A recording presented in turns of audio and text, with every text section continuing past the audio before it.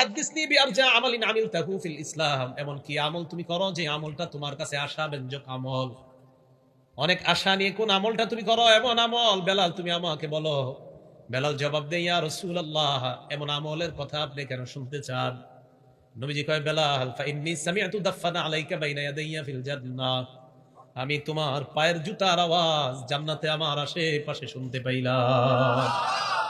দেখছেন নি, মানুষ অন্যরা ওনারে গণ্য করে না, হাবশি গোলাম, তা আল্লাহর সাথে এত গভীর সম্পর্ক যে ওনার পায়ের জুতার আওয়াজ আল্লাহ রাসূল জান্নাতে শুনতে পায়। হযরত বেলাল বললেন, ইয়া রাসূলুল্লাহ, এমন কোন আশাব্যঞ্জক আমল আমার নাই, গায়রা আন্নী লাম আতাতাহহার বিতুহুরিন ফি সাআতি লাইলিন আও নাহার, দিনে এবং রাতে যখনই আমি ওযু করি, ইল্লা সাল্লাইতু মা কুতিবা লি আন উসাল্লিয়া, সকাল সন্ধ্যায় যখনই আমি ওযু করি, দিনের কোন অংশে রাতের কোন অংশে যখনই আমি ওযু করি, সাথে সাথে আল্লাহ যতটুকু তৌফিক দান করে ওই পরিমাণ সালাত আমি আদায় করে নেই। আল্লাহ নবী বলেন, বেলাল, তোমার এই আমলের কারণে আল্লাহর সাথে তোমার এমন একটা সম্পর্ক, তোমার পায়ের জুতার আওয়াজ আমি জান্নাতের মধ্যে শুনতে পাইলাম। আপনাদের সমাজে এমন কিছু মানুষ আছে যাদেরকে আপনারা গণেন না, মজলিসে অতটা গণ্য করেন না, 2-4 দিন না দেখলে খোঁজও নেন না। কি হয়েছে, এর খোঁজ নিব কেন আমরা, এরকম খোঁজও নেয় না। রাসূল আকরাম সাল্লাল্লাহু আলাইহি সাল্লাম বলেন, তোমরা জানো না এই মানুষটাকে আল্লাহ কতটা ভালোবাসেন। এরপরে হাদিসের শেষে রাসূল আকরাম সাল্লাল্লাহু আলাইহি সাল্লাম বলেন, ইয়াখরুজুনা মিন কুল্লি গুবারা মুসলিমা, এই মানুষগুলা এমন ঘর থেকে বের হয় যে ঘরটা দেখতে বড় সুন্দর না, জীর্ণ শীর্ণ খুঁটি থেকে বের হয়, এমন ঘর থেকে বের হয় যে ঘরটা সমাজের মধ্যে কেউ গণ্য করে না, তবে লোকটা এক ওয়াক্ত নামাজ কখনো কামাই করে না। ঘর দেখতে যেমনই হয়, নবীজি কয়, জানুনি তারা কারা? কুলুবুহুম মাসাবিহুল হুদা, তাদের অন্তরগুলা হলো হেদায়েতের বাতি, বাতি হেদায়েতের, তাদের দিলগুলা হেদায়েতের বাতি। তাহলে এই বাতিওয়ালা, কলবওয়ালা, এরকম দিলওয়ালা মানুষ আমাদের সমাজে আছে, যাদের ব্যাপারে আমরা জানি না, তারা হারিয়ে গেলে খোঁজ নেই না, কাছেও ডাকি না, অথচ নবী তাদের ব্যাপারে বলেন, কুলুবুহুম মাসাবিহুল হুদা, লাইট জ্বালায় যেমন তোমরা এই মাহফিলকে আলোকিত করলা, ওই মানুষগুলার কলবগুলাই এমন হেদায়েতের আলো দ্বারা আল্লাহ পরিপূর্ণ করে দিয়েছে। তাহলে হেদায়েতের জায়গা কলব, এই বিষয়টা আমরা পাইলাম। আরেকটা পাইলাম ঈমানের জায়গা, এটাও কলব। দলিল বুখারী শরীফের বর্ণনা আছে, ক্বালা রাসূলুল্লাহ সাল্লাল্লাহু আলাইহি ওয়াসাল্লাম, নবীজি বলেন, ইয়াদখুলু আহলুল জান্নাতিল জান্নাতা ওয়া ইয়াদখুলু আহলুন নারিন নার, জান্নাতীরা জান্নাতে যাবে, জাহান্নামীরা জাহান্নামে যাবে। যাওয়ার পর আল্লাহ বলবেন, আখরিজু মান কানা ফি কলবিহি মিসকালু হাববাতিন মিন খারদালিন মিন ঈমান, আল্লাহ বলবে ফেরেশতাদেরকে, আখরিজু মিনান নার মান কানা ফি কলবিহি মিসকালু হাববাতিন মিন খারদালিন মিন ঈমান, ও ফেরেশতারা জাহান্নাম থেকে ওই মানুষগুলাকে বের করো যাদের অন্তরে সরিষার দানা পরিমাণ ঈমান আছে, তাদেরকে জাহান্নাম থেকে বের করে জান্নাতের মেহমান বানায় দাও। হাদিস দ্বারা কি বোঝা যায়? ঈমান থাকার জায়গা কলব, যাদের অন্তরে সরিষা পরিমাণ ঈমান আছে, যাদের কলবে, তার মানে ঈমান কোথায় থাকে? কলবে। হেদায়েত কোথায় থাকে? কলব। আবার ঈমানও কোথায় থাকে? মুসলিম শরীফের একটা বর্ণনা, ক্বালা রাসূলুল্লাহ সাল্লাল্লাহু আলাইহি ওয়াসাল্লাম, আল্লাহ নবী বলেন, ইন্নাল্লাহা ইয়াবাসু রিহাম মিনাল ইয়ামান আলয়ানু মিনাল হারির, কিয়ামতের আগে ইয়ামান দেশ থেকে আল্লাহ একটা বাতাস প্রেরণ করবেন, যেই বাতাসটা হবে রেশমের চাইতে পাতলা, এমন একটা বাতাস যে বাতাসটা হবে রেশমের চাইতে পাতলা, লা তাদা আহাদান ফি কলবিহি মিসকালু হাববাতিন মিন খারদালিন মিন ঈমান, যার কলবের মধ্যে সরিষার দানা পরিমাণ ঈমান আছে, এমন প্রত্যেকটা ঈমানদারের গায়ে ওই বাতাসটা লাগবে। কিয়ামতের আগে ইয়ামান দেশ থেকে আল্লাহ একটা বাতাস পাঠাবেন, এই বাতাসটা ঈমানদার যাদের কলবের মধ্যে সরিষার দানা পরিমাণ ঈমান, এমন প্রত্যেক ঈমানদারের শরীরে ওই বাতাসটাকেই লাগবে। লাগার পর লা তাদা আহাদান ফি কলবিহি মিসকালু হাববাতিন মিন খারদালিন মিন ঈমান ইল্লা কবাযাতহু, যার গায়ের মধ্যে বাতাসটা লাগবে ওই ঈমানদারের মৃত্যু হয়ে যাবে, ঈমানদার সব মারা যাবে। এরপর আল্লাহ কিয়ামত কায়েম করবেন। এই হাদিস থেকে বোঝা যায় ঈমান কোথায় থাকে? কলবে। তাহলে কোরআনের আয়াত থেকেও জানলাম ঈমান থাকে কলবে, হাদিস থেকেও জানলাম ঈমান থাকে কলবে, কোরআনের আয়াত থেকে জানলাম হেদায়েত থাকে কলবে। এবার দেখেন, কোরআন পড়েন না আপনারা নিয়মিত? মাশাআল্লাহ, আল্লাহ পড়ার তৌফিক দান করেন। কোরআন থাকে কলবে, সুবহানাল্লাহ। তাহলে একটু চিন্তা করেন তো, হেদায়েতের জায়গা কলব, ঈমানের জায়গা কলব, কোরআনের জায়গাও কলব। সূরা বাকারাতে আল্লাহ বলেন, ফাইন্নাহু নাযালাহু আলা কলবিক, ৯৭ নম্বর আয়াতে আল্লাহ বলেন, তালাহু আলা কলবিক, জিবরিল আমিন আপনার কলবের মধ্যে কোরআনটা নাজিল করে বিইজনিল্লাহ, আল্লাহর হুকুমে জিবরিল আপনার কলবের মধ্যে কোরআনটা রেখে দেয়। কেমন কোরআন? আল্লাহ রাসূল বলেন, মান করা হারফাম মিন কিতাবিল্লাহ ফালাহু বিহি হাসানা ওয়াল হাসানাতু বিআশরি আমসালিহা। তিরমিজির বর্ণনা 2909 10 নম্বর দুইটা হাদিসের মধ্যে দেখেন আল্লাহ নবী বলেন, কোন ব্যক্তি যদি কোরআনের একটা অক্ষর পড়ে সাথে সাথে তার আমলনামায় 10টা নেকি লিপিবদ্ধ হয়ে যায়। নবীজি বলেন, লা আকুলু আলিফ লাম মিম হারফুন ওয়ালাকিন আলিফুন হারফুন ওয়া লামুন হারফুন ওয়া মিমুন হারফুন। আমি নবী বলি না আলিফ একটা অক্ষর, আলিফ লাম মিম পুরাটা মিলা একটা অক্ষর, এটা বলি না। বরং আলিফ একটা অক্ষর, লাম একটা অক্ষর, মিম একটা অক্ষর। আলিফ লাম মিম পড়ার সাথে সাথে বান্দার আমলনামায় 30টা সওয়াব আল্লাহ লিপিবদ্ধ করে দেয়। এখন বলেন তো, কোরআন থাকার জায়গা কোথায়? কলব। ঈমান থাকার জায়গা, হেদায়েত থাকার জায়গা। এবার আরেকটা মজার কথা শুনেন, তাকওয়া, আল্লাহর ভয় থাকার জায়গাও কলব। সূরা হুজুরাতের 3 নম্বর আয়াতে আল্লাহ বলেন, উলাইকাল্লাযীনা ইমতাহানাল্লাহু কুলুবাহুম লিত্তাকওয়া। তারা হলো এই সমস্ত বান্দা যাদের অন্তরগুলো আল্লাহ তাকওয়ার জন্য পরীক্ষা করেছেন। তাকওয়ার জন্য পরীক্ষা, আয়াত দ্বারা বোঝা যায় তাকওয়া যেই জায়গায় থাকে এই জায়গাটার নাম হলো কলব। তিরমিজির বর্ণনা, আল্লাহ নবী বলেন, আত-তাকওয়া হাহুনা, আত-তাকওয়া হাহুনা। আল্লাহর ভয় এই জায়গায় থাকে, আল্লাহর ভয় এই জায়গায় থাকে, মানে কলব। মসুরির ডাইলের মতো ছোট্ট একটা গোটা, ছোট্ট একটা দানা, এটা হলো কলবের টুকরা। তাহলে হেদায়েতের জায়গা হলো কলব, ঈমানের জায়গা হলো কলব, তাকওয়ার জায়গাও কলব, কোরআনের জায়গাও কলব, ঈমান সাজানোর জায়গাও কলব। এই সব কিছু কলবের মধ্যে। বিপরীত দিকে এবার শোনেন, হিংসার জায়গাও কলব। বলেন, হিংসার জায়গা, গুনাহের জায়গা কলব, অহংকারের জায়গা। হ্যাঁ, মন দিয়ে বুঝেন। সূরা বাকারার 283 নম্বর আয়াতে আল্লাহ বলেন, লা তাকতুমুশ শাহাদা, তোমরা সাক্ষী গোপন করবা না। ওয়া মান ইয়াকতুমহা ফাইন্নাহু আসিমুন কলবু, আল্লাহ বলেন যে ব্যক্তি সাক্ষী গোপন করে তার অন্তর গুনাহ করলো। আয়াত দ্বারা বোঝা যায় অন্তর গুনাহগার হয়। আপনি যখন গুনাহ করেন, অন্তর গুনাহ করে। গুনাহ করেন আমি আপনি, আমরা গুনাহ করলাম, আল্লাহ কয় তোমার অন্তর গুনাহ করছে। বলেন, গুনাহ কে করে? অন্তর, কলব। তাহলে নেকির কাজ কে করে? কলব। গুনাহের কাজ কে করে? একটু মন দিয়ে বুঝেন কেমন গুনাহের কাজ করে কলব, দেখেন। সূরা মুতাফফিফিনের 14 নম্বর আয়াতে আল্লাহ বলেন, কাল্লা বাল রানা আলা কুলুবিহিম মা কানু ইয়াকসিবুন। গুনাহ করতে করতে এমন অবস্থা হয়ে যায়, গুনাহের কারণে মানুষের কলবের উপর মরিচা পড়ে যায়। মরিচা পড়ে যাওয়ার কারণে মুসলিম শরীফের বর্ণনা, লা ইয়ারিফু মা'রুফান ওয়া লা ইউনকিরু মুনকারা। মানুষের অন্তরের উপর যখন মরিচা পড়ে যায়, তখন মানুষ ভালো খারাপ পার্থক্য করার আর যোগ্যতা রাখে না। নামাজ আর রোজা আর মদের মধ্যে আর পার্থক্য বুঝে না। এর কাছে নামাজের কথা বলেন আর মদের কথা বলেন, সব এরকম করেন। ও আচ্ছা, শুনলাম, এরকম ভাবসাব। যখন মানুষ অন্তরের মধ্যে মরিচা পড়ে যায়, কলবের মধ্যে, তখন ভালো খারাপের পার্থক্য আর মানুষ করতে পারে না। আল্লাহ আমাদের কলবগুলা গুনাহমুক্ত রাখার তৌফিক দান করেন। এবার কলবের মধ্যে গুনাহ হইলে সমস্যা কি? সমস্যা হলো আপনার আমলগুলা বরবাদ হয়ে যাবে। মুসলিম শরীফের 2654 নম্বর হাদিসের বর্ণনা, ক্বালা রাসূলুল্লাহ সাল্লাল্লাহু আলাইহি ওয়াসাল্লাম। মুসলিম শরীফের 2564 নম্বর হাদিসের বর্ণনা, ক্বালা রাসূলুল্লাহ সাল্লাল্লাহু আলাইহি ওয়াসাল্লাম। আল্লাহ নবী বলেন, লা তাহাসাদু, তোমরা পরস্পর হিংসা করবা না। ওয়ালা তানাজাসু, পরস্পর ধোঁকাবাজি করবা না। ওয়ালা তাবাগাজু, পরস্পর পরস্পরকে তোমরা বিদ্বেষ পোষণ করবা না। ওয়ালা তাদাবারু, একজন আরেকজনের শত্রুতা করার জন্য, ক্ষতি করার জন্য আড়ালে শত্রুতা করবা না। আড়ালে শত্রুতা কাকে বলে? আমি ওনার সাথে মুখে মুখে সম্পর্ক বড় ভালো, তলে তলে আমি তারে বাস দিতে চাই।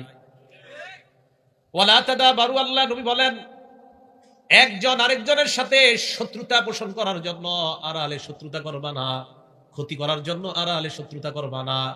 ওয়ালা ইয়াবি'বাদুকুম আলা বাই'i বাদিন, একজনের ক্রয় বিক্রয়ের উপর আরেকজন ক্রয় বিক্রয় করবা না। মানে আমি আর উনি ব্যবসা করতেছি, ওনার কাছে আমি এটা চাইলাম, কত দাম? উনি বললেন 200 টাকা। আমি বললাম 190 টাকা দিবেন। উনি বললেন হ্যাঁ, রাজি হয়ে গেছে। ইতিমধ্যে আপনি এসে বললেন আমি 220 টাকা দিব।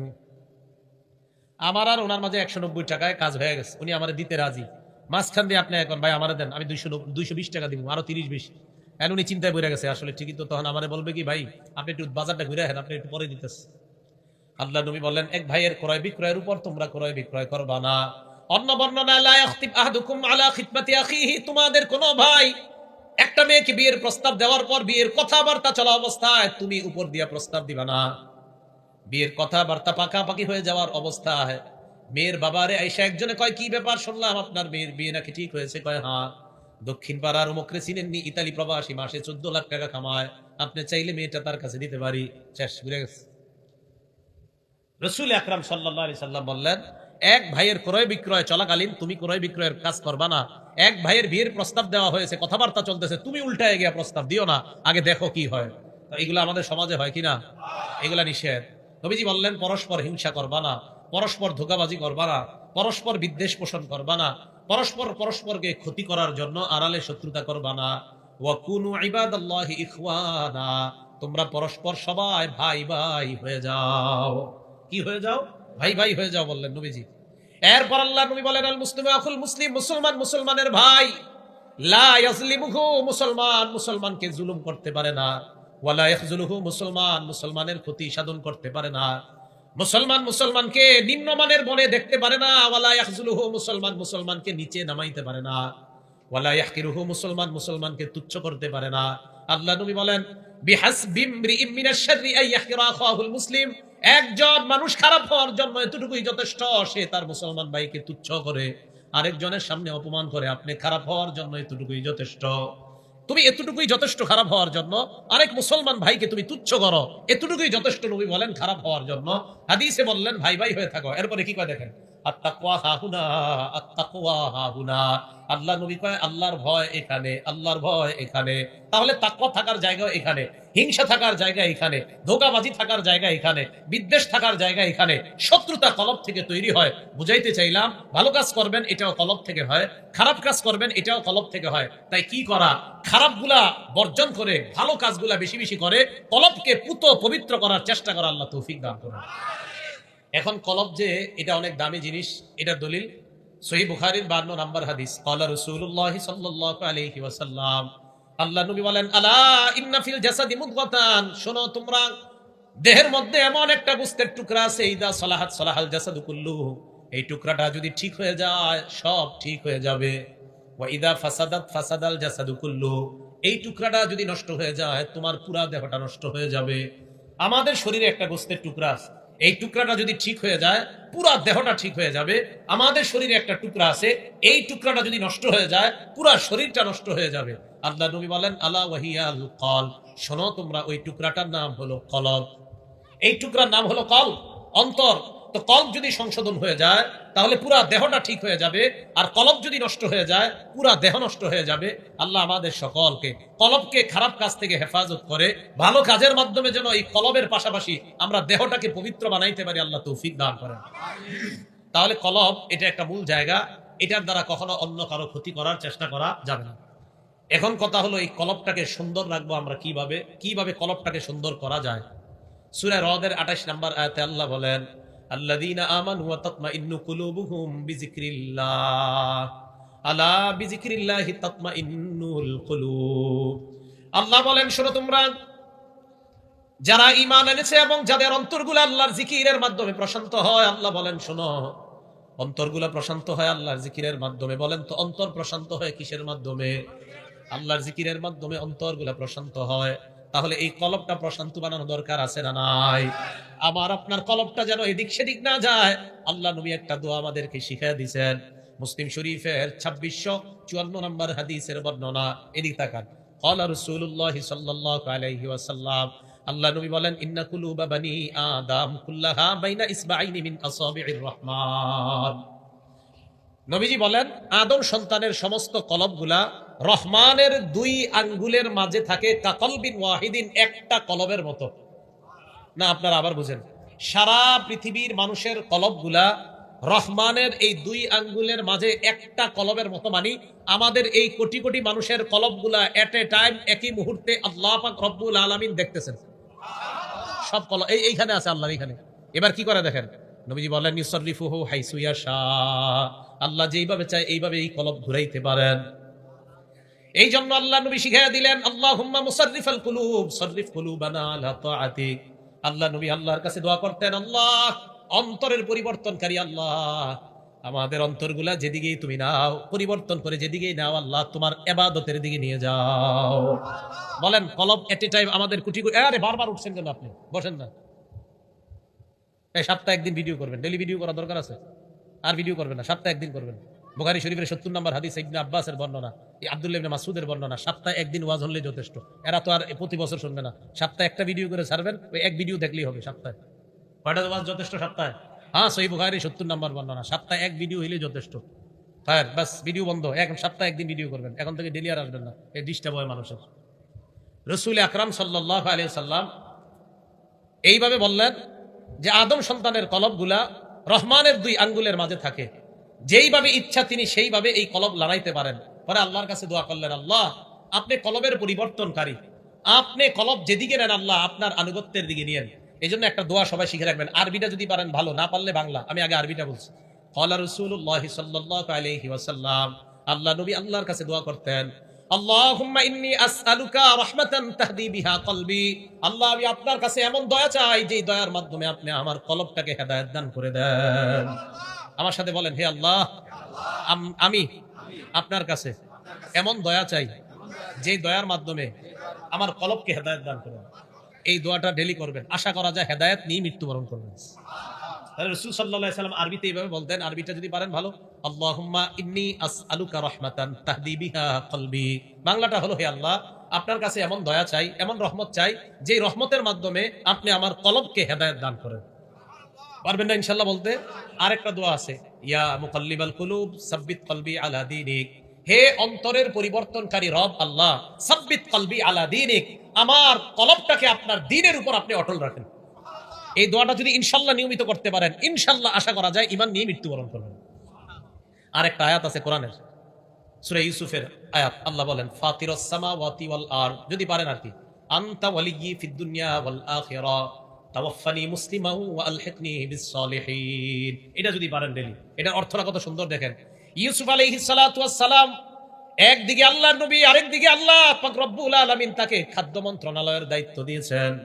এই ইউসুফ নবী আল্লাহর কাছে বলে, ফাতিরাস সামাওয়াতি ওয়াল আরদ, ও আসমান জমিনের সৃষ্টিকর্তা আল্লাহ, আনতা ওয়ালিয়্যি ফিদ দুনিয়া ওয়াল আখিরা, দুনিয়া এবং আখিরাতে আপনি আমার অভিভাবক আল্লাহ। তাওয়াফানি মুসলিমা, আল্লাহ আপনি আমাকে মুসলমান বানিয়ে মৃত্যু দেন, মুসলমান অবস্থায় মৃত্যু দেন। ওয়া আলহিকনি বিস সলিহিন, আপনার নেককার বান্দাদের সাথে আপনি আমাকে মিলায়া দেন। এটা যদি পারেন, এটা কোরআনের আয়াত, ফাতিরাস সামাওয়াতি ওয়াল আরদ, সূরা ইউসুফের গালিবান 101 বা 111 নম্বর আয়াত। 101 নম্বরই মনে হয়, অথবা 111, 101 বা 111 হবে সূরা ইউসুফের। মনে রাখেন, 101 বা 111 নম্বর আয়াত। ফাতিরাস সামাওয়াতি ওয়াল আরদি আনতা ওয়ালিয়্যি ফিদ দুনিয়া ওয়াল আখিরা তাওয়াফানি মুসলিমান ওয়া আলহিকনি বিস সলিহিন। এই দোয়াটাও 5 ওয়াক্ত নামাজের পরে করবেন, আর ওই দোয়াগুলোও করবেন। 5 ওয়াক্ত নামাজ শর্ত না, যখন পারেন তখন করবেন। ইনশাআল্লাহ ঈমান অন্তরে আল্লাহ ঢুকিয়ে, হেদায়েত অন্তরে আল্লাহ দিয়ে আশা করা যায় আল্লাহ আমাদেরকে মৃত্যু দান করবেন। এখন এই কলবকে আমরা কিভাবে জিন্দা রাখবো? তো এই যে বলছিলাম, সূরা রদের 28 নম্বর আয়াতে আল্লাহ বলেন, আল্লাযীনা আমানু ওয়া তাতমাইন্নু কুলুবুহুম বিযিকরিল্লাহ, যারা ঈমান আনে এবং যাদের অন্তরগুলো আল্লাহর জিকিরে প্রশান্ত হয়। আলা বিযিকরিল্লাহি তাতমাইন্নুল কুলুব, মানুষের অন্তরগুলা, আমাদের অন্তরগুলা আল্লাহর জিকিরের মাধ্যমে প্রশান্ত হয়ে যায়। জিকির করেননি সবাই? তিরমিজি শরীফের 3375 নম্বর হাদিসের বর্ণনা, এক সাহাবা আল্লাহ নবীর কাছে আসলেন, আসার পর বললেন, আখবিরনি বিআমাল আতাশাব্বাসু বিহি ইয়া রাসূলুল্লাহ, হুজুর আমার একটা আমল শিখিয়ে দেন আপনি। কই কি আমল? ফাইন্না শারাইআল ইসলামি কদ কাসুরাত আলাইয়া, হুজুর ইসলামের এত বিধিবিধান আমি মনে রাখতে পারি না। সহজ সরল মানুষ থাকে না অনেক, তো অনেক সহজ সরল সাহাবা, হুজুর ইসলামের এত বিধিবিধান মনে রাখতে পারি না, তো কি করবো কও না, হুজুর একটা আমল শিখিয়ে দেন আমারে। নবীজি বললেন, লা ইয়াজালু লিসানুকা রাতবাম মিন যিকরিল্লাহ, তোমার জিহ্বাটা যেন সদা সর্বদা আল্লাহর জিকিরে তরুতাজা হয়ে যায়। জিহ্বা যদি সজীব থাকে, জিহ্বা যদি তাজা থাকে, জিহ্বা যদি জিকিরের মাধ্যমে ভিজা থাকে, আশা করা যায় মরণের পর নাজাত পেয়ে যাবে, আল্লাহর জান্নাতের মেহমান হয়ে যাইবা। তাহলে জিকিরের মাধ্যমে অন্তর প্রশান্ত বানানোর চেষ্টা করবেন। আর সারা জীবন মনে রাখবেন, আল্লাহর কাছ থেকে 3টা সম্পদ চেয়ে নিবেন। বলেন কয়টা? বলেন আজকে থেকে আমরা আল্লাহর কাছে কয়টা সম্পদ চাবো? 1 নাম্বার 20 তালা বাড়ি। তো এই সম্পদ না এটা? আরে কি বলেন, সম্পদ না? ইবনে মাজাহ কিতাবের নাম, 1856 নাম্বার হাদিস। স্বর্ণ আর রূপার ব্যাপারে আয়াত নাজিল হয়েছে। তো আয়াত নাজিল হওয়ার পর খুব ধমক দিছে আল্লাহ আয়াতের মধ্যে, যারা স্বর্ণ রূপা জমা করে, যাকাত দেয় না, সদকা করে না, আল্লাহ ধমক দিছে। এখন সাহাবারা রাসূল আকরাম সাল্লাল্লাহু আলাইহি সাল্লামকে বললেন, আইয়াল মালি নাত্তাখিযু ইয়া রাসূলুল্লাহ, হুজুর আমরা কোন সম্পদ কামাই করব, কোন মাল আমরা জমা করব, তাহলে আমাদেরকে একটু বলেন। স্বর্ণ রূপার ব্যাপারে আল্লাহ এত কঠোর কথা বলছে, ইয়া রাসূল আল্লাহ আমরা কেমন সম্পদ কামাই করব একটু বলেন। তো রাসূল আকরাম সাল্লাল্লাহু আলাইহি সাল্লাম একটু রাগ হয়ে গেছে যে আমার সাহাবারা সম্পদের কথা জিজ্ঞেস করলো কেন, রাগ হয়ে চলে গেছে। হযরত ওমর ফারুক রাদিয়াল্লাহু তাআলা আনহু সাহাবাদেরকে বললেন তোমরা থামো, আমি বিষয়টা যাই না তোমাদেরকে জানাইতেছি। নবীজির মেজাজ খুব বুঝতেন হযরত ওমর ফারুক রাদিয়াল্লাহু তাআলা।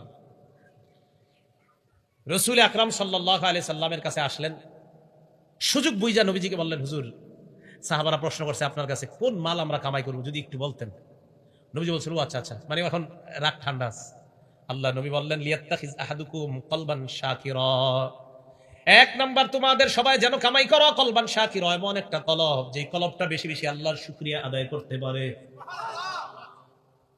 এক গ্লাস পানি পান করলাম আলহামদুলিল্লাহ, এক লোকমা ভাত আমি খাইলাম আল্লাহুম্মা লাকাল হামদু ওয়া লাকাশ শুকরু, এক ঢোক পানি আমি পান করলাম আল্লাহুম্মা লাকাল হামদু ওয়া লাকাশ শুকরু। এমন একটা কলব যে কলব বেশি বেশি আল্লাহর শুকরিয়া আদায় করতে পারে। হাদিস দ্বারা বোঝা যায় মুখ দিয়া যদিও বলি আলহামদুলিল্লাহ, শুকরিয়াটা আসতে হবে কলব থেকে। যদিও জবান দিয়ে বলি আমরা, বলেন আসতে হবে কোত্থেকে? মানে আল্লাহ আপনি যে আমারে পান করাইলেন, আপনি যে খাওয়াইলেন, আমি খুশি আল্লাহ আলহামদুলিল্লাহ। বলেন তো গরমকালে আপনি একটু ঠান্ডা পানি পান করলেন, এই ঠান্ডা পানি পান করার পর আপনার কি অবস্থা হবে? গরমকালে খুব গরম, ঠান্ডা পানি ঠান্ডা শরবত পান করলেন। আচ্ছা রমজান মাস, গরমকাল, রমজান মাস, দিন বড়, 16 ঘন্টা রোজা রেখা এক গ্লাস ঠান্ডা শরবত পান করলেন, মুখ দিয়া নাও যদি বলেন, কলব থেকে, দেহ থেকে, অঙ্গ প্রত্যঙ্গ থেকে আল্লাহ শুকরিয়া বের হবে। তাহলে কলব এমন একটা কলব যে কলবটা বেশি বেশি শুকরিয়া আদায় করতে পারে। দুই নাম্বার ওয়াকলবা ওয়ালিসানান যাকিরা, এমন একটা জিহ্বা যে জিহ্বা বেশি বেশি আল্লাহর জিকির করতে পারে। যে জিহ্বা বেশি বেশি কার জিকির করে? আল্লাহর জিকির করে। তিরমিজি শরীফের 3376 নম্বর হাদিসের বর্ণনা, সুইলা রাসূলুল্লাহ সাল্লাল্লাহু আলাইহি ওয়াসাল্লাম আইয়ুল ইবাদি আফজালু দারাজাতান ইনদাল্লাহি ইয়াউমাল কিয়ামা, নবীজিকে প্রশ্ন করা হয়েছে ইয়া রাসূলুল্লাহ কিয়ামতের ময়দানে আল্লাহর কাছে সবচেয়ে মর্যাদাবান বান্দা বান্দি কারা আপনার কাছে জানতে চাই। নবীজি জবাব দিলেন আয-যাকিরুনাল্লাহ কাসীরা ওয়াজ যাকিরাত, যেই সমস্ত নারী পুরুষ বেশি বেশি আল্লাহর জিকির আদায় করে, এই নারী পুরুষগুলা কিয়ামতের ময়দানে আল্লাহর কাছে সবচাইতে মর্যাদাবান বান্দা বান্দি হয়ে যাবে। জিকির কইরেন, বাসের মধ্যে বসা জিকির করবেন।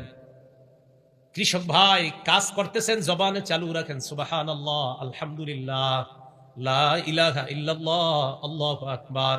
কষ্টের কাজ করতেছেন, 10 মিনিট কাজ করার পর আবার থেমে যান, থামার পর 30 সেকেন্ড ইস্তেগফার পাঠ করেন, আস্তাগফিরুল্লাহ আস্তাগফিরুল্লাহ আস্তাগফিরুল্লাহ।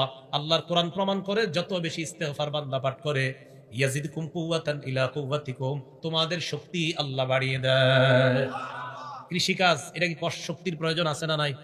তাহলে আপনি কাজ করতে করতে ক্লান্ত হয়ে গেছেন, বাস এবার কোরআন বিশ্বাস করে নেন যে আল্লাহর কোরআনে বলছে আস্তাগফিরুল্লাহ বললে নাকি আল্লাহ শক্তি বাড়ায়। বাস আমি আল্লাহ 10 বার আস্তাগফিরুল্লাহ বললাম, মাবুদ এই 10 বার এই নিয়তে বললাম তুমি আমার শক্তি বাড়ায় দাও, যেন আবার এই পরের কাজগুলো আমি করতে পারি। কোরআনের ওয়াদা, অবশ্যই আল্লাহ আপনার শক্তি বাড়ায় দিবেন। জবান জিকিরের মাধ্যমে তাজা রাখেন।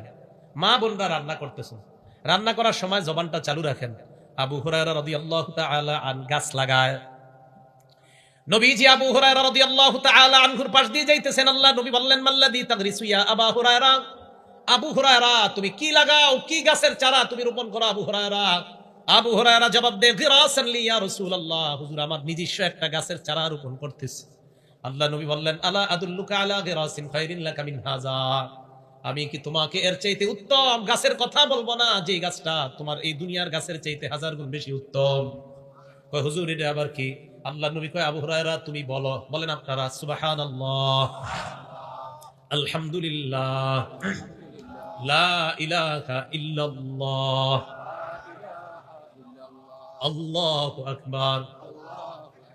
এই চারটা বাক্য বলার পর আল্লাহ নবী বললেন আবু হুরায়রা তুগু রাসূলাকা বিকুল্লি ওয়াহিদাতিন শাজারাতুন ফিল জান্নাহ, এই যে চারটা বাক্য তুমি পাঠ করলা, তোমার এই চারটা কথার সাথে সাথে জান্নাতে চারটা গাছের চারা লাগানো হয়ে গেছে।